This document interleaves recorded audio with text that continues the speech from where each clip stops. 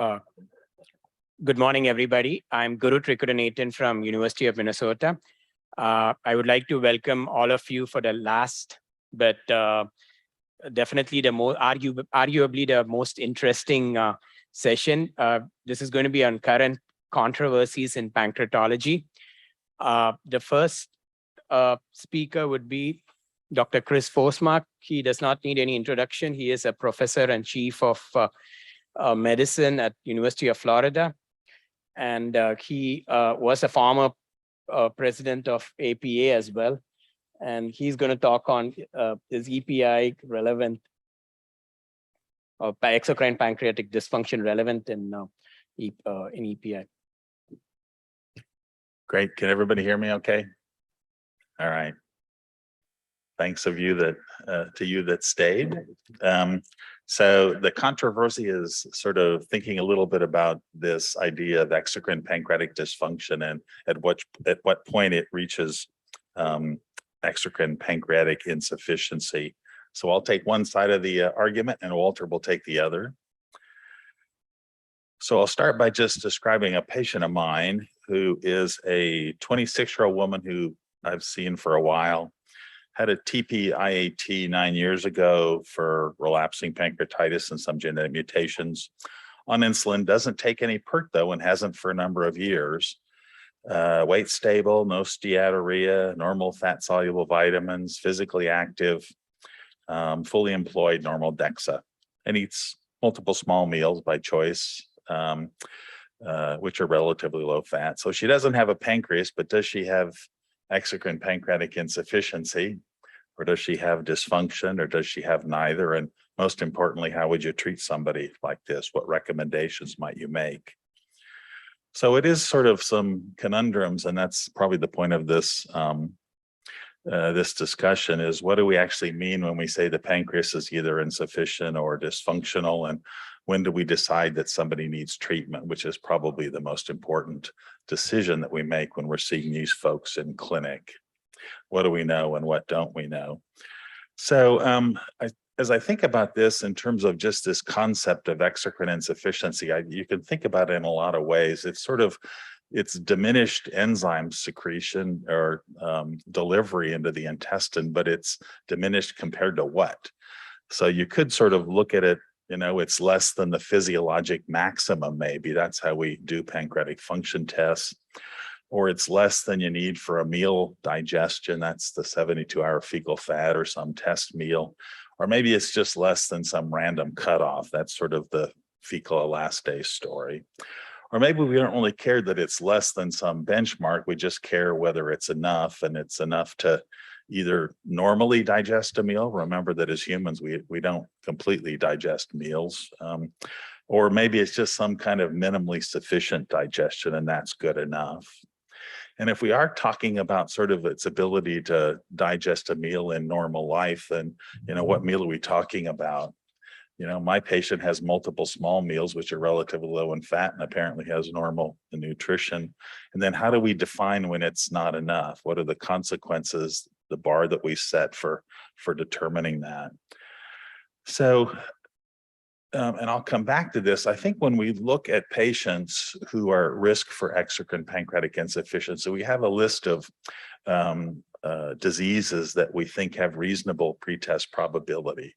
So we think about this list of diseases, perhaps chronic pancreatitis being one of the major ones. And we know that a significant proportion of these people will develop exocrine insufficiency based on or dependent on duration of disease and etiology. But there are other diseases as well where we think there's a relatively high likelihood of having insufficiency, like cystic fibrosis or pancreatic surgery or pancreatic cancer, and a few others as well, including severe necrotizing pancreatitis.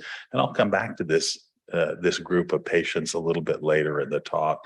So we have a group of people that at least that we have reasonable pretest probability.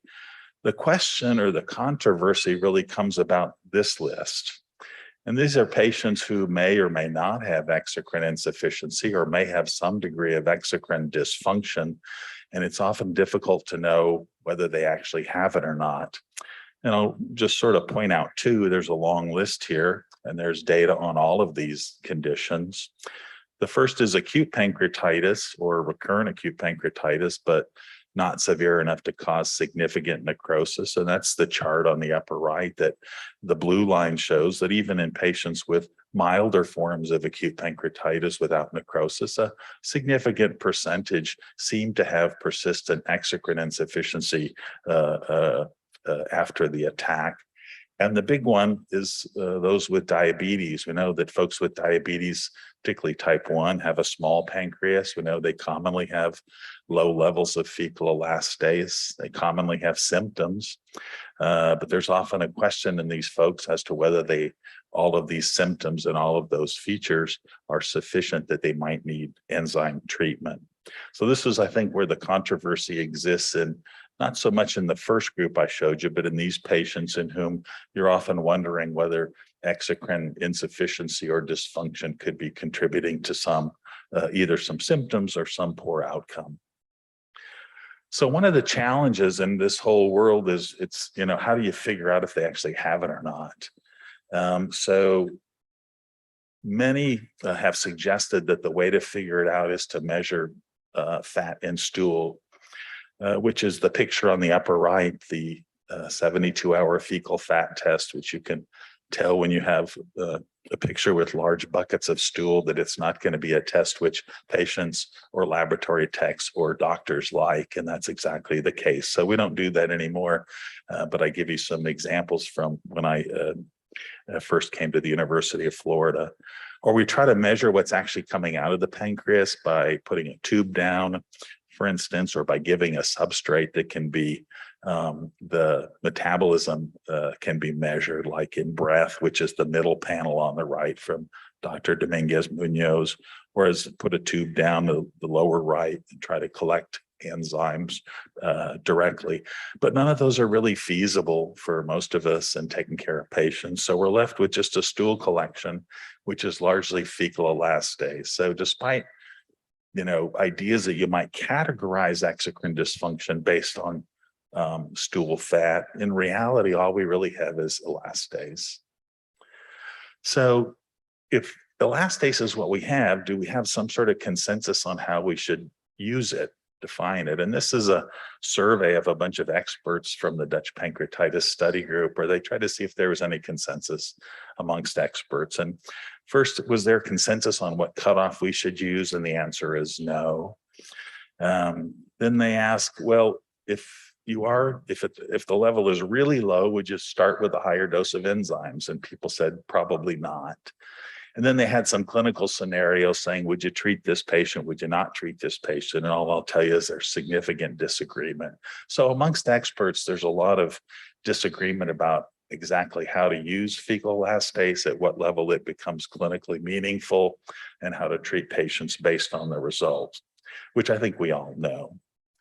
So getting back to this concept of exocrine pancreatic dysfunction versus insufficiency, it's sometimes framed as being different degrees of dysfunction or insufficiency. This is from the European guidelines, and they have a severe insufficiency, which you can see is reduced enzyme secretion, which is usually fecal elastase, reduced bicarbonate secretion, which is hardly ever measured, and then whether they have steatorrhea, it's present. And they make the point that even those in the category of perhaps mild or moderate insufficiency, which might correspond to exocrine dysfunction, those are the upper two lines, may still need treatment. And you can see in the paragraph, it says that,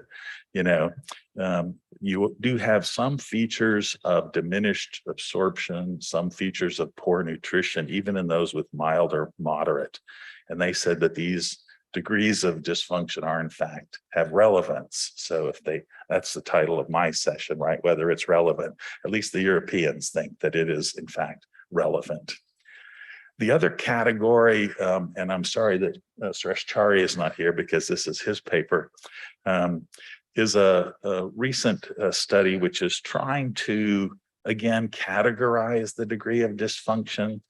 And in this paper, they're sort of trying to divide those that need enzyme therapy. You see the column to the far right versus those that don't. And if you look at sort of the criteria that separate these various degrees of severity, it includes fecal elastase. You can see the numbers that are proposed, that you have to be below 100, at least in this formulation.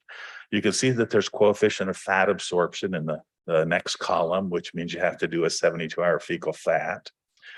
The next is symptoms. The next is whether they have fat-soluble vitamin deficiency. And then the last column is what you should do about that information.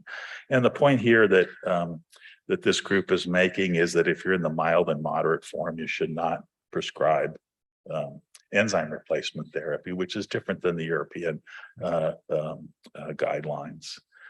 So the question is there any evidence that those in kind of that middle group and the mild or moderate group have any nutritional consequences? And there are a number of small studies, which I've listed here, which are sort of looking at that subgroup of patients, either based on fecal elastase or fecal fat. And what these studies show is that even in that group, there are some patients who have diminished levels of fat-soluble vitamins. There are some who have reduced bone density, and there are some who get fractures as a consequence of their reduced bone density.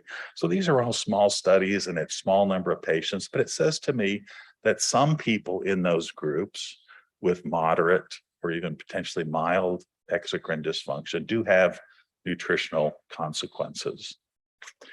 So why would we even sort of think about treating these folks? We think about treating them to begin with because we're worried about the consequences. And I've listed a variety of consequences.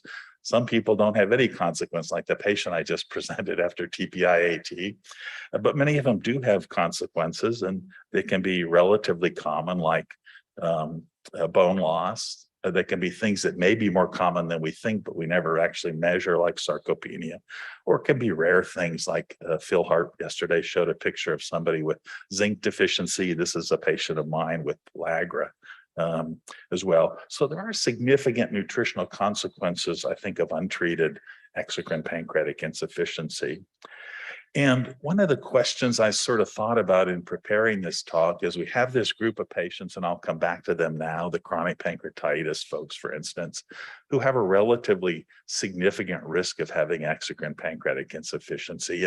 And the question is, you know, even in that group, how well do we do in terms of treating them?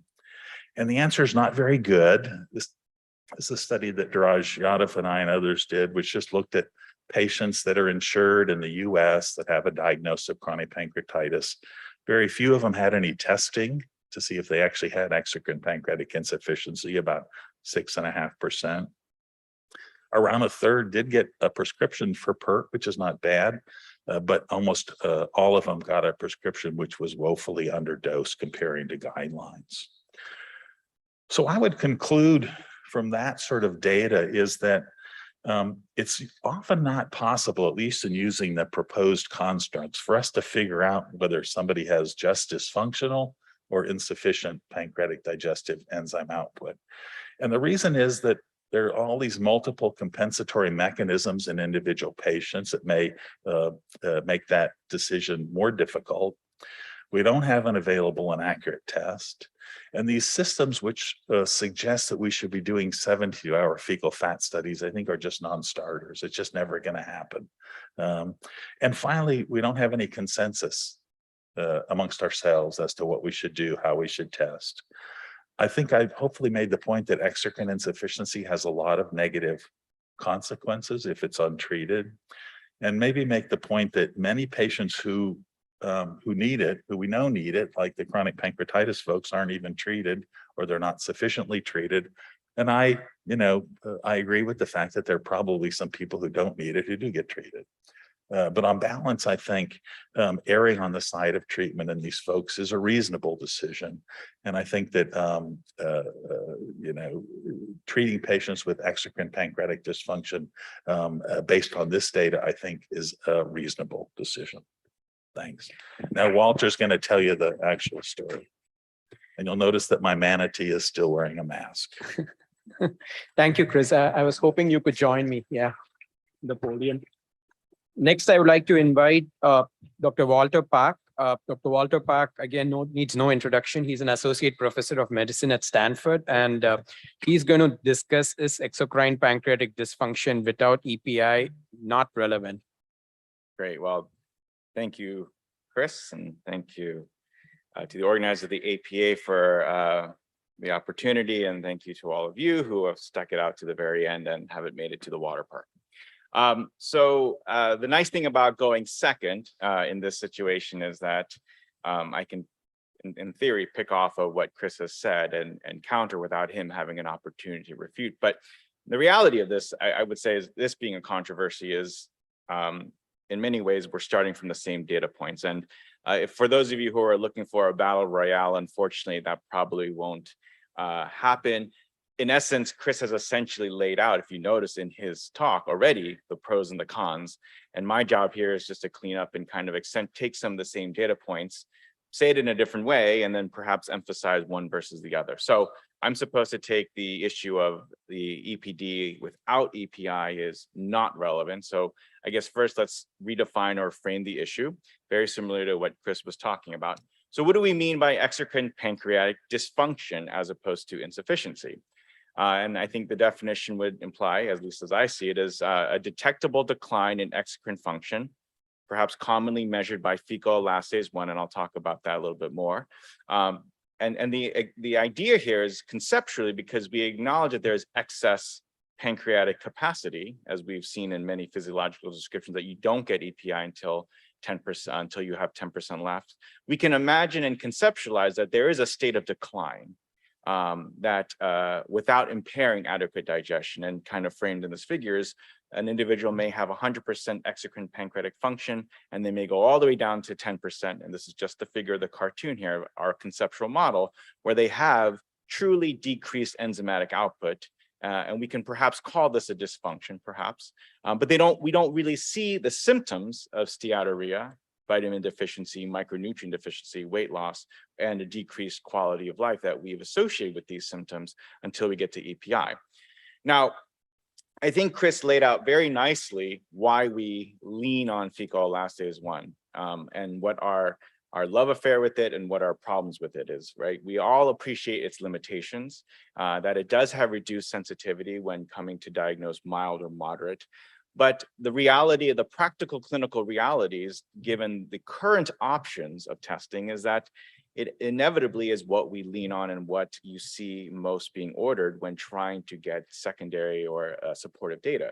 It's widely available, it's easy to use, it's relatively cost effective, and the studies do show that it correlates with the other tests. So despite its limitations, it is what it is. And I think for practical purposes, until we have a new paradigm in diagnostic testing, we have to work with it and we have to make clinical decisions with it, with all its controversies and limitations. So, as I said, well, what do we mean by exocrine insufficiency? Well, that is when you reach that conceptual state of loss of a significant substantial amount of secretory output, and a patient would manifest clinical symptoms of steatorrhea and its associated decreased quality of life.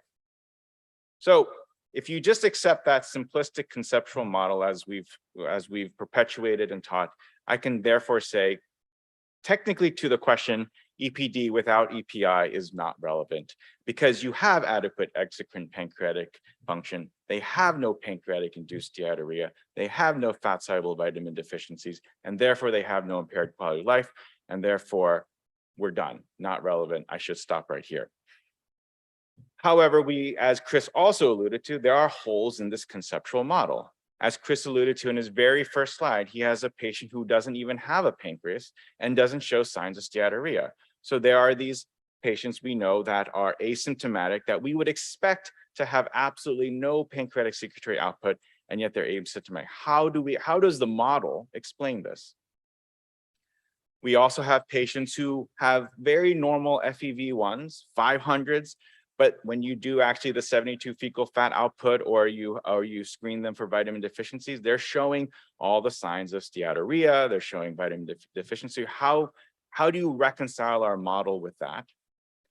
And then we have these patients who have mild to moderate fecal elastase, non-specific symptoms. Maybe they have some steatorrhea and vitamin deficiency, but physiologically, based on our concept, they shouldn't really be having it based on our understanding of the excess digestive capacity. So what we then need to do is further expand and clarify the model. And so introducing the term of digestive capacity, which is the total, which implies a total potential digestive function, which incorporates the multiple aspects of digestion organ function for which diarrhea and or steatorrhea manifest as impaired in function. And this acknowledges, for example, the fact that we know that there are non-pancreatic sources of lipolysis. So perhaps in this case, then,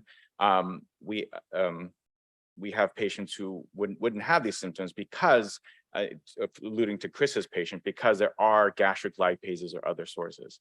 In addition, we also acknowledge, as Chris alluded to, that very nice table of some authors, secondary insufficiency, the non-pancreatic causes of steatorrhea. And so by acknowledging this, we appreciate that these patients can manifest many of the symptoms, can show perhaps some mild fecal elastase, but not actually have what we would originally have prescribed, the primary loss of output. So this gets back to the model that Chris has already shown, that Khan and Chari had proposed, in contrast to the European guidelines, that essentially acknowledges the reality that we live in this mild, moderate, severe, and we can explain severe in the bottom two, but what do we really do with the mild to moderate? And I think at the essence of this controversy is really, what do we do with the mild to moderates? And if they're not symptomatic and they're not showing vitamin deficiency, do they really need, and the question is, what is relevance here? Are we speaking from relevance from do they need to be treated? Or do we know from a quantifiable perspective their risk of developing downstream complications? Do they have an accelerated path towards EPI and those and the associated suffering of steatorrhea? The short answer is we really don't know yet. And I think perhaps the real value of this discussion is to spur and identify where the gaps in our knowledge is. And that is really these populations. If we can accept the definition of these populations, and we can move forward with potentially the consensus that Chris was alluding to try to answer some of these questions. So for the detection of subclinical complications of maldigestion and malabsorption, I would say we just don't know. For the treatment of asymptomatic without vitamin deficiency, probably not relevant to treat with PERT, but may need to monitor for symptoms. And this is more in line with the proposal by Suresh, as opposed to the European guidelines where there are suggestions. Now, in acknowledging some of those papers that Chris has identified some associations with vitamin nutrition deficiency, even as he alluded to, these were small studies of uncertain significance. And then symptoms without steatorrhea, well, it may be relevant, and we may want to look for non-pancreatic causes, particularly if the FEV1 is greater than 200. We have to consider the pretest probability. What is the underlying suspicion for primary pancreatic disease? And in certain cases, even though the 72-hour fecal fat test is very difficult to do, there may be a time to get that extra data point to reconcile the data. And then a trial of PERT, perhaps if in certain situations when you have a low FEV1 or an elevated fecal output, such that your pretest probability is high enough. So I think in sum, I'll say, given the excess capacity of the pancreatic exocrine function of a normal pancreas, I think we need to, this concept of EPD, I think is going to be helpful because it places exocrine function in the context of total digestive capacity and acknowledges the non-pancreatic factors. And that EPI, as Chris noted, does have multiple negative consequences, but it's not clear if EPD without EPI does yet. And this represents an area, I think, of important research, particularly perhaps studying patients who have this fecal elastase between 50 and 200 and following them over time. Thank you. Thank you, Walter, for an outstanding presentation. I would like to open this session for Q&A or questions now. Thank you very much. This is an important controversy for patients with pancreatic disease. I've actually got several points to note, and unless somebody else comes up, I'd like to speak for a moment, please. And they are, firstly, we've got to bear in mind that we are talking about a topic which relates to lifelong nutrition. So it's for the whole of the person's life. It's not just for a period of whether or not we see a response to treatment within 6 weeks or 6 months. And there are very many data which indicate that nutrition and malnutrition has a profound effect on individuals' health, quality of life, susceptibility to a host of diseases, and survival. So please bear those thoughts in mind. Another very important component of the management of patients with pancreatic disease is that the symptoms are very imprecise. They are very difficult to pin down. What exactly does a patient describe when they describe their bowel habit, let alone how hard you pursue those questions? You don't go into patients' homes. You don't live with them. You don't see what they eat. You don't watch their bowel actions. You don't see what passes into the toilet. And therefore, you don't have an accurate view of exactly what's going on in terms of their digestive symptom. Fecal elastase is great as a screening tool, but it is not a guide to therapy. It is too imprecise. So we are talking about great imprecision in our overall assessment of patients. And fine, we have a separation of a concept of pancreatic exocrine insufficiency, which we have no doubt we should be treating. But what constitutes deficiency or dysfunction? It's quite difficult. And as Chris outlined, it's very imprecise. We don't really know exactly what we're dealing with. Another element that has not been discussed, but which really is very, very important, is how beautifully coordinated gastrointestinal secretion and digestion and absorption normally function.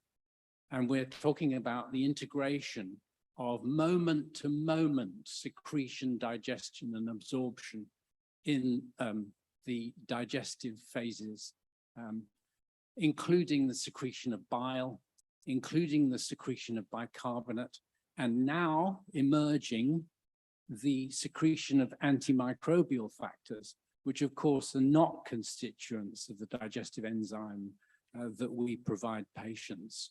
And we may be missing huge tricks, not just because of the imprecision of the administration of capsules. Some patients take them before their meals, some patients take them during, some patients after.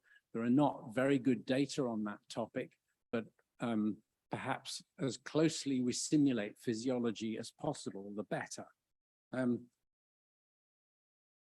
There is a very, very important component about messaging from the pancreatic community.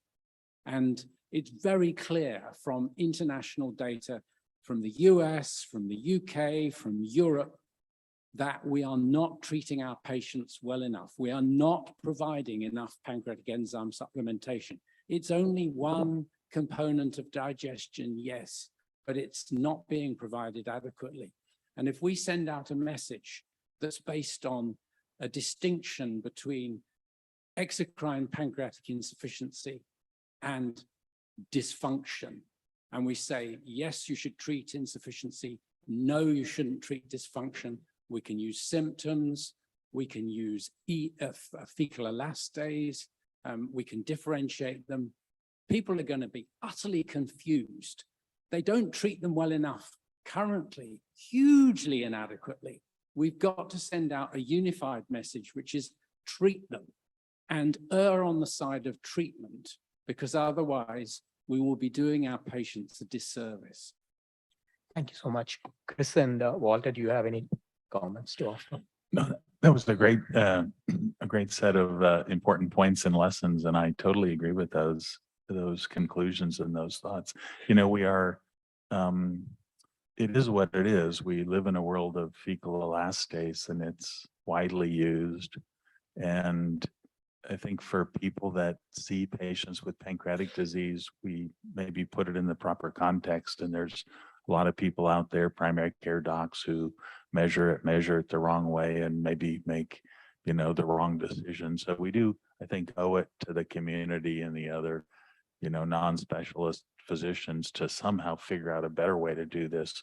But in the meantime, it is what it is. So I agree with you. I think there's nothing wrong with a little over treatment. It's probably a lot less impactful to the population than a big under treatment.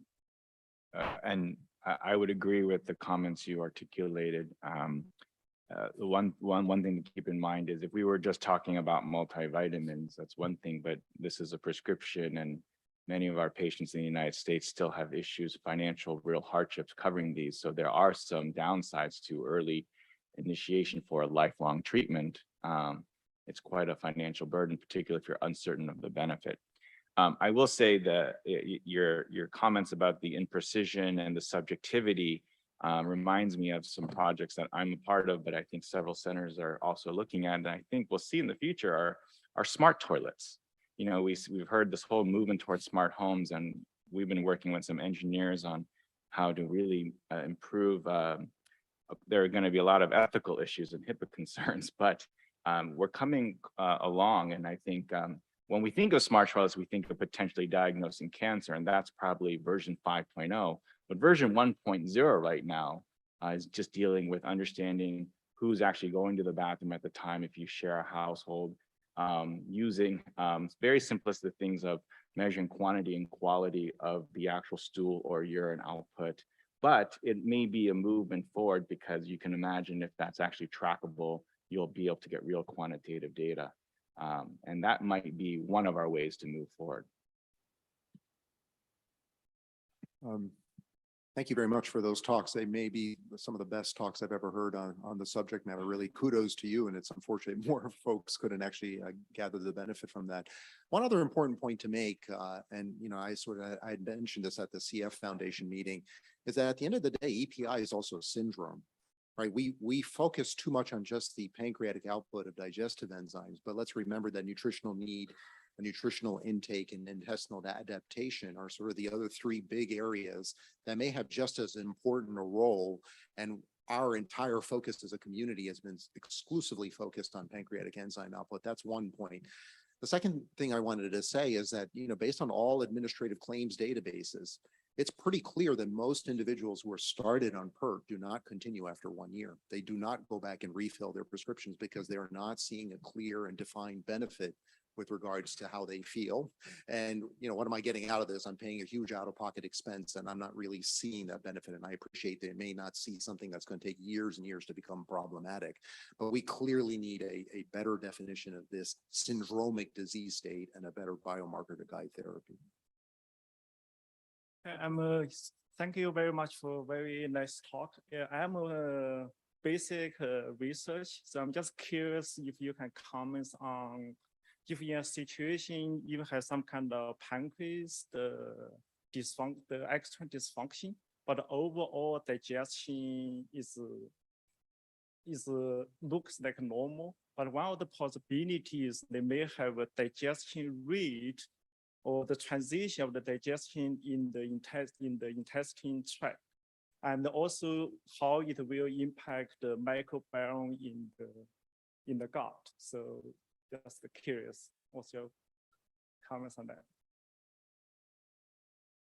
Yeah, I'm not sure if I got the entire question, but I guess the question was the microbiome and how it might relate to maldigestion or malabsorption, or was that the? Yeah, I think that my first question is, as you will see at a lot of clinical site, so you have some patient we know they have chronic pancreatitis, so they made the pancreas external function may not be that a severe impact. But what I mean is when you do the clinical assessment, the overall assessment looks like normal. I'm curious is if the digestion rate is one will be done in 12 hours, another maybe take for 7 hours, just curious. I mean, one of the common situations in patients that still have some preserved enzyme output is they get small intestinal bacterial overgrowth. So they get a second contributor to their maldigestion or malabsorption. So that's actually fairly common clinical problem. All right, James, last question. Is anyone aware, you guys would be the ones to know this, whether they've done any good studies with radio labeling or something like that to see whether giving the exogenous pancreatic enzymes may suppress the natural secretion in people that still have a bit of residual, and getting it, what Dr. Sutton was mentioning, maybe you then don't release that amount of microbes and other things that you might want to do. Could you be doing some subtle harm that we don't know about in that way? I'm sorry, James, could you speak, you were clarifying, there's a you're asking whether there's a radio label technique. Well, has anyone studied whether giving the exogenous enzymes causes a effect on negative physiologic, feedback and kills off the natural, and some people still have a little bit of residual. Where that could be I mean, problematic. there is a negative feedback loop in the duodenum that's driven by proteases and CCK releasing factor. And so there is in humans, there's a negative feedback, but I don't think it doesn't persist after you stop the delivering proteases to the duodenum. Most of the commercially available products don't deliver their proteases to the duodenum anyway. So it's probably not an issue. All right. All right, with this, we are going to go on to the next controversy in today's session. For this, I'm going to invite Dr. Vikesh Singh. He is the Professor of Medicine and Director of Pancreatology and Director of Endoscopy at Johns Hopkins. And he shall be discussing is pain and lipase elevation alone sufficient to diagnose acute pancreatitis. Thank you, Guru, for the introduction, and thanks to the APA for inviting me to talk about this next set of controversies. I have some disclosures, but they're not relevant to this talk. So I'm going to just go through some questions and some attempts at trying to answer them and trying to frame this particular debate. And I think the first and the most important one is really, how did we end up using amylase and lipase as our serum diagnostic markers for acute pancreatitis? If we look from a historical perspective, we do know that as far back as nearly now 4 centuries ago, we had our first description of pancreatitis on autopsy coming from a Dutch anatomist. And about 100 years later, there was a first description of the clinical syndrome of acute pancreatitis, which included severe upper abdominal pain, vitamin, and collapse in a patient with an enlarged pancreas noted on autopsy. But it wasn't actually until 1908, to the best of my knowledge, that a biochemical method was developed to assess and quantify serum amylase. The first paper reporting the use of serum lipase to diagnose acute pancreatitis was actually published in 1932 by Ian Cherry and Lathan Crandall. And what they did was they looked at the range of abnormal serum lipase values in individuals with possible pancreatitis. And you can see they have a different ranges there. And of course, the method used to assess serum lipase was very different at that time. It's really more of a back titration method. And what I also found very interesting in this paper was that pancreas, or more importantly, lipase, was actually found in a number of organs and tissues outside the pancreas. So it wasn't really specific to the pancreas, because we clearly see that it was found in really a variety of organs, including the liver, the kidney, the spleen. They didn't list the stomach here, but we do know that obviously gastric lipase forms about 5 to 10% of lipase output. This was then followed by a number of consensus definitions, not really by studies, that attempted to come up with proposed criteria for acute pancreatitis. This first started with the Symposium on Pancreatitis in Marseille, France in 1963, followed by the first, I guess you could say, revised classification of pancreatitis, a Marseille conference in 1984. Similarly, they had another conference in Cambridge in the United Kingdom in 1984 to look at possible definitions of acute pancreatitis. But it wasn't really until the first Atlanta classification conference, which was held in 1992, where we started to try to coalesce around a set of common definitions, or I should say diagnostic criteria for acute pancreatitis. And around the same time, there was this paper at the bottom, serum lipase levels in non-pancreatic abdominal pain versus acute pancreatitis, where we really settled on the greater than 3 times the upper limit of normal of lipase as a definition for acute pancreatitis. Finally, the revised Atlanta classification, which was published in 2012, came up with looking at defining acute pancreatitis as 2 out of the following 3 features: serum lipase or amylase activity at least 3 times the upper limit of normal, abdominal pain consistent with acute pancreatitis, and last but not least, characteristic findings of acute pancreatitis on cross-sectional imaging studies. Interestingly, there is no characteristic pain or abdominal pain pattern for acute pancreatitis. And this is a study that's quoted in a paper published by Ed Bradley back in 2003, but actually was a reference to a German study done where they did electrostimulation of different parts of the pancreas, and they looked at the reported pain patterns with regards to patient response. And as you can see in the bottom, when you actually stimulate the tail of the pancreas, you can see pain really present not only in the upper abdomen, but also extending down into the pelvis. So it's not clear that there is a characteristic pain pattern for acute pancreatitis. Consensus or confusion. We know that because of all these iterations of definitions, we certainly had very different definitions for post-ERCP pancreatitis. Now, this is iatrogenically induced pancreatitis. And we know that over the years, going all the way back to the 1970s and to the present time, there's been really a plethora of definitions used, which I think has created more confusion than consensus around the definition of post-ERCP pancreatitis. We also know more recently that there has been some push to sort of stop checking amylase to diagnose acute pancreatitis because it has lower sensitivity and specificity. We know that lipase levels rise and remain elevated for a longer period of time compared to amylase, and lipase may actually carry even greater sensitivity and specificity, particularly in the setting of acute alcoholic pancreatitis.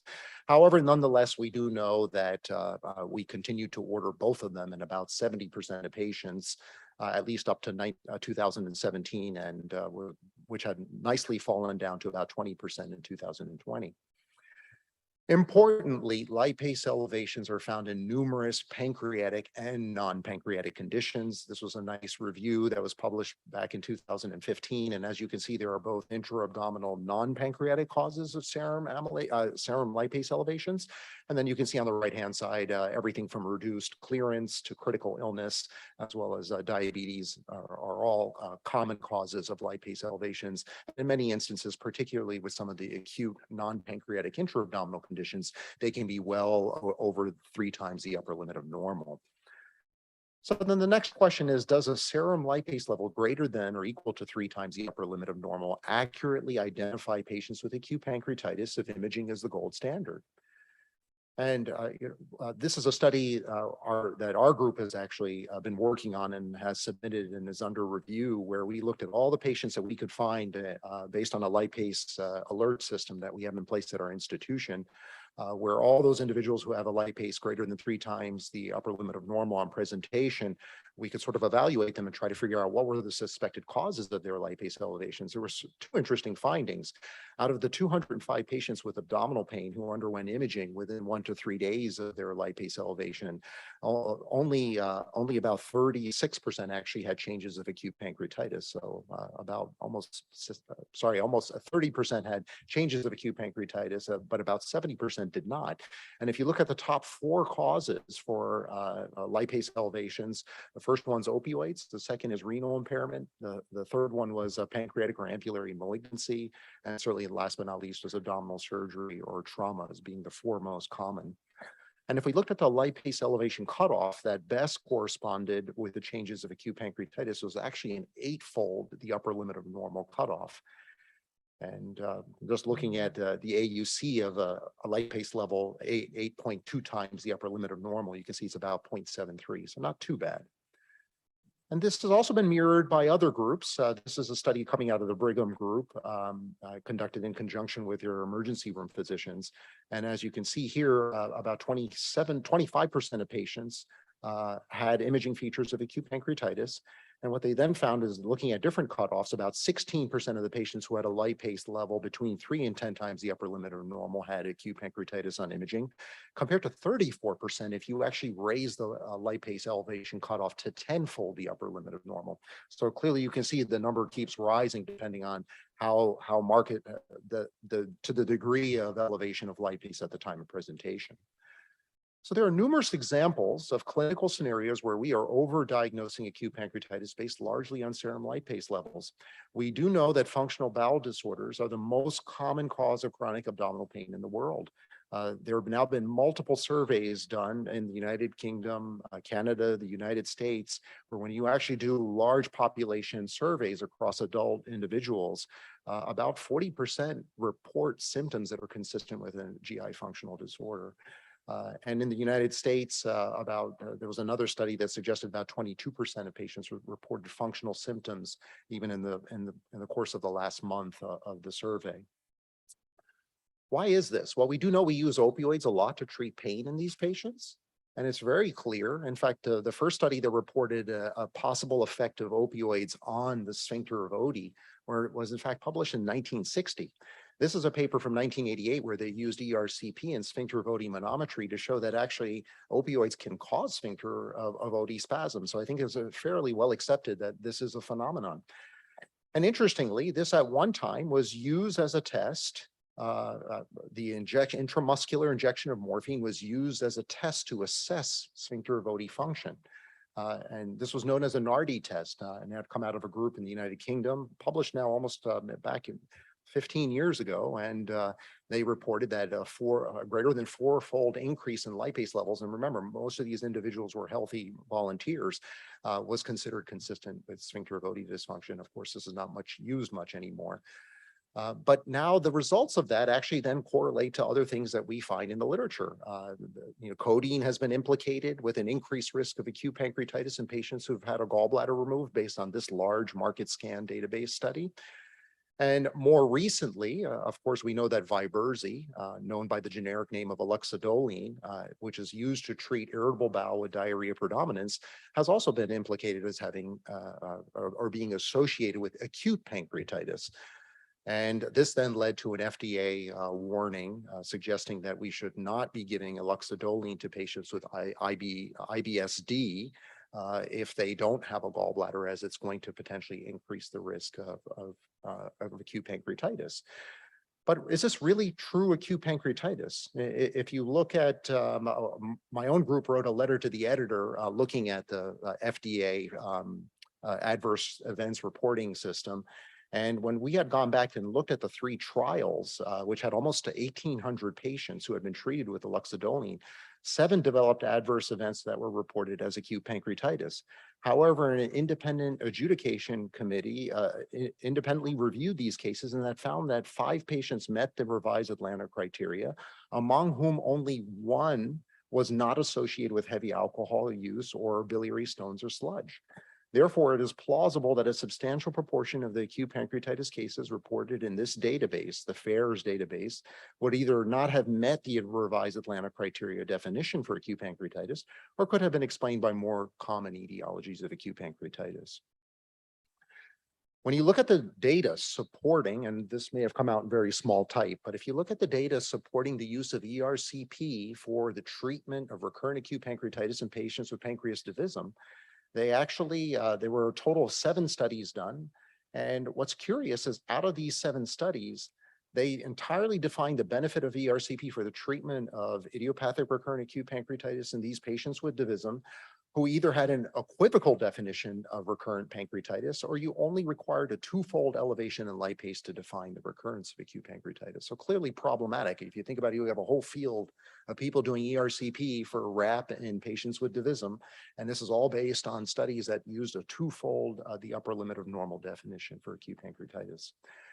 We do know that amylase and lipase elevations are common in patients with type 2 diabetes based on the LEADER trial. I'm sure many of you have seen this. And despite that fact, of course, we know that GLP-1 agonists have been implicated in the development of acute pancreatitis. And this was a very large administrative database study that was published back in 2013. And as you can see, this implicated GLP-1 agonists as being associated with an increased odds of developing acute pancreatitis. But when larger meta-analyses were done, in fact, 7 cardiovascular trials enrolling 56,000 patients with type 2 diabetes, you can see that here there was no difference between, there wasn't an increased risk of developing acute pancreatitis or pancreatic cancer in patients treated with GLP-1 agonists or not, or versus placebo. Real quickly, checkpoint inhibitors. We do know that these are commonly, amylase and lipase elevations are frequently seen in individuals with cancer who are being treated with checkpoint inhibitors. And a lot of how oncologists manage these patients is strictly on the basis of amylase and lipase elevations without necessarily pursuing imaging. And their management can go all the way to or withholding life-saving or potentially life-benefiting immunotherapy simply on the basis of an elevated amylase or lipase level. We know about post-surgical lipase elevation, so I won't go much into this, and this can be entirely asymptomatic. I do feel that lipase leak is quite similar to a troponin leak, but not all troponin leaks are associated with myocardial infarction. So I think as a community, we probably need to come up with a better job as to what would be considered synonymous with a lipase leak versus a troponin leak. And I think the cardiologists have done a really nice job of defining this. The final question is imaging the gold standard for diagnosing acute pancreatitis? I was actually quite surprised to learn that among patients with mild changes of acute pancreatitis on imaging, the discordance rate between radiologists can be as high as 15%. So 15.7% of the originally negative reports were considered positive when they were re-reviewed, and 14% of the originally positive reports were considered negative. So why is all this important? Well, certainly patients who are misdiagnosed as having acute pancreatitis often undergo costly and invasive procedures, everything from ERCP for divisum and pancreatic SOD, or enteroscopy with ERCP for those patients who have had Whipple surgery in the past. They may undergo cholecystectomies and leading all the way up to surgeries as invasive as a total pancreatectomy. They may receive unnecessary therapy for acute pancreatitis, such as opioids when the real diagnosis is a functional bowel disorder. They may receive steroids for acute pancreatitis and type 2 AIP. We do know that essential medications could potentially be withheld, and certainly clinical trials with acute pancreatitis as inclusion criteria or outcomes may lead to erroneous results. So this is a summary. I thank you for your time and attention. Thank you, Vikesh. I would like to invite Dr. James Buxbaum for the last session and the last last session today. He's going to talk on is pain and lipase elevation alone sufficient to diagnose acute pancreatitis, and he's going to discuss that the definition of acute pancreatitis should not be revised. Thank you for the opportunity to give the final talk here at the APA. So the consensus definition, as Dr. Singh alluded to, is a 2 of 3 definition. The way it's phrased, though, is really abdominal pain plus either lipase or amylase more than 3 times normal, and in supportive cases to obtain imaging, like we see of this poor man with bad pancreatitis. There 2 enzymes are a little different. The amylase is a glycoside hydrolase, which works on starch and glycogen. The lipase disrupts the glycerol backbone of lipids. The lipase is a bit more specific, being made primarily in the pancreas, whereas the amylase is also in the salivary glands. And as Dr. Singh beautifully showed, the amylase is a much older test in the 1920s. It's cheaper to obtain. Lipase is a bit more costly. However, it's been criticized. Macroamylasemia is a fairly common condition with no major clinical implications, basically immune complexes. We see with salivary disease, malignancy, a lot of GYN pathology has it, like things like pelvic infection, also acidosis. And it's been criticized quite a bit recently. Even a little while ago, they noted that 20% of patients with AP had a normal amylase. But again, that might have been timing. These were patients that came later than the ones that had the elevated lipase. Others have shown that the accuracy is a bit better for lipase. But again, these were a bit of a circular design, and that the studies specified that patients had to have a lipase to be analyzed. And you can see that some of the argument has to do with when you test it. So if you look at the performance, the 2 are pretty similar at day 1, but then amylase drops off. Now, lipase isn't perfect. Dr. Singh blasted it quite a bit. I was going to add a little more. I almost don't even feel like mentioning it now. It's actually quite a good test is what I'm going to come down on. We did do a prospective trial at Lake County in the context of one of our RCTs, and did see that in about 20% of patients, they will have a false positive lipase, usually due to cirrhosis or renal failure or malignancy. And there is a higher rate with diabetes, as alluded to, although to actually meet the cutoff of 3x, it's smaller. It's about 1.2% of diabetics will have a 3x lipase, and these are asymptomatic. And you also do see it in critical illness. They did a beautiful study in France, actually in Switzerland, I think, looking at critical patients who had no abdominal symptoms, the normal enzyme going in, and over the course of hospitalization, surprisingly, 29% developed a 3x lipase. And by scanning, most only had minor changes, though. So the best data, is the Cochrane, of course, and trusted data is the logo here. And what you can see from this is overall, actually, the two tests are actually have a fairly comparable sensitivity and specificity. A little more sensitive for lipase, a little more specific for the amylase, the 3x. And these were studies that really looked at sort of the most important group, is those patients coming in with abdominal pain that looks like acute pancreatitis. The other thing is that using them together is actually quite a favorable kinetic model. The amylase goes up very early, the lipase comes up later and stays, but by using the two together, you cover the whole gamut. And as this nice picture of Dr. Singh here, he quotes, acute pancreatitis has a short therapeutic window.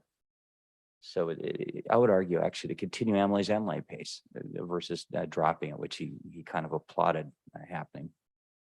The other thing is the combination does improve test characteristics. If you look at discriminatory analysis, which they do for shopping and buying airline tickets and things, when they looked at this for acute pancreatitis, there is actually value added to doing both tests. You can see that if you raise the cutoff for lipase, it makes it more specific, but you drop sensitivity. If you add the amylase and lipase, raise the cutoff, you get very good sensitivity and specificity for the two tests. And lessons learned from the COVID area.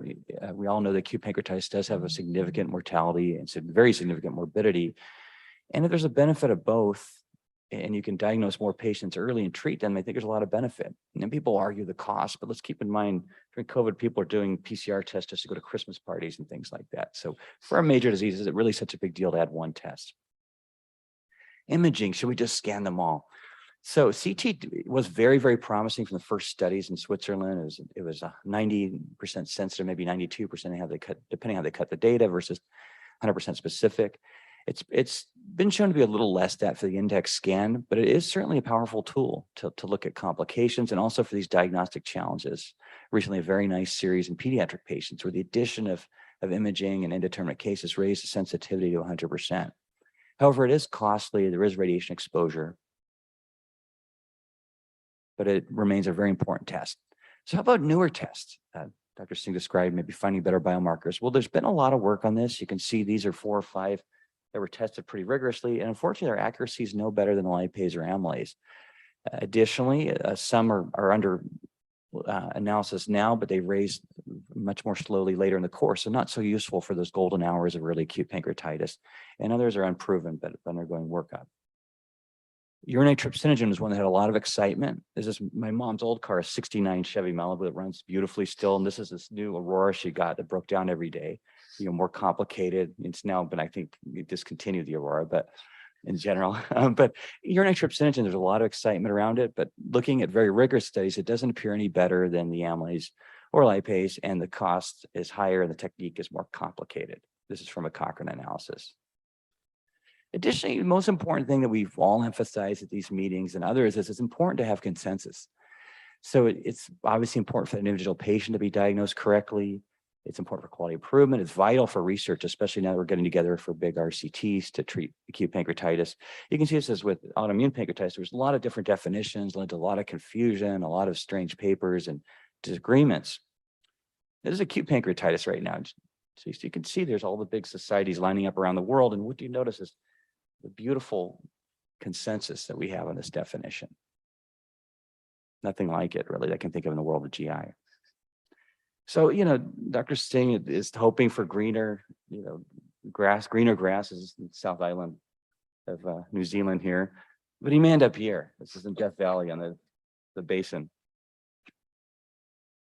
So conclusion, the definition of acute pancreatitis should not be revised. There is an incremental value of the combination of lipase and amylase, very high sensitivity specificity together when you use the or phrase like is used in the definition.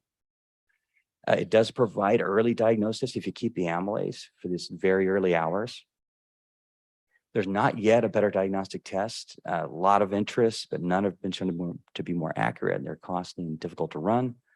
And this standardized definition has led to this really key consensus, which promotes patient care, quality improvement, and research. So we should stick with the solid building of LA County Hospital, stick with the solid definition, and keep working together.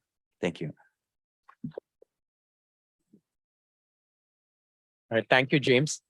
I would like to open the session for questions. Thank you. That was a really lively session, especially with the pictures. Suhail Hussain, I wanted to make my comment brief because time is short, but I wanted to say that I think this really does deserve a lot more discussion. For example, the one question I'll ask is that people have used serum enzymes as a surrogate of injury, not necessarily a diagnosis of pancreatitis, in population level studies. There are several out there.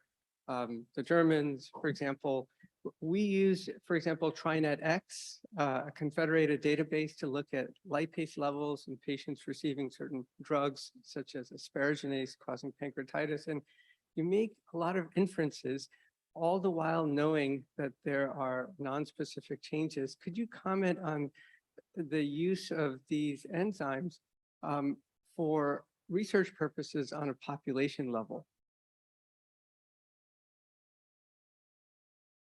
I agree with you for the sake of the argument that I did try to support the enzymes, but there is limitations, right? When they look at individual cases where they called a high lipase, like from that classic VA study, a lot of those patients didn't end up having pancreatitis, so there can be problems with it.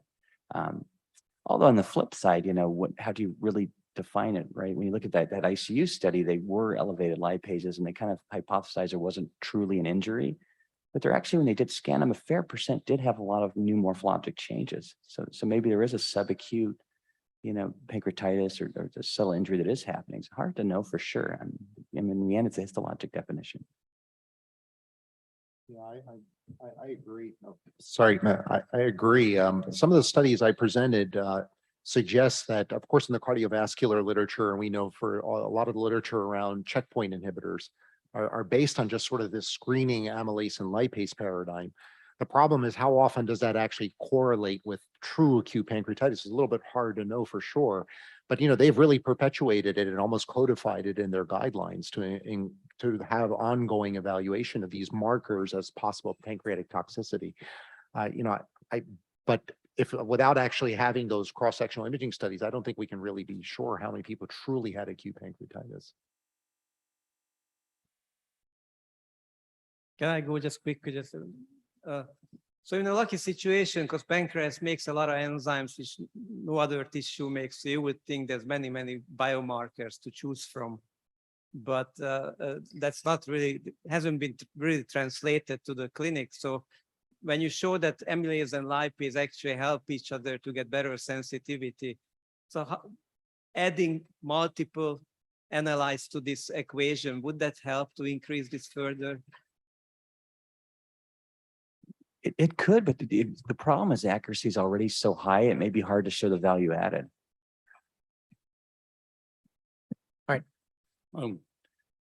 One final question. Okay, just to say, you've both argued against the motion because Vikesh has just put forward all these arguments against the standard criteria for the diagnosis of acute pancreatitis. And James, you said, we've got to combine amylase with lipase. And the motion is that abdominal pain plus lipase is sufficient.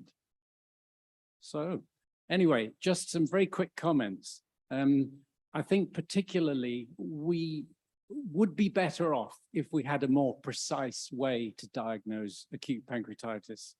And amylase and lipase have both their deficiencies.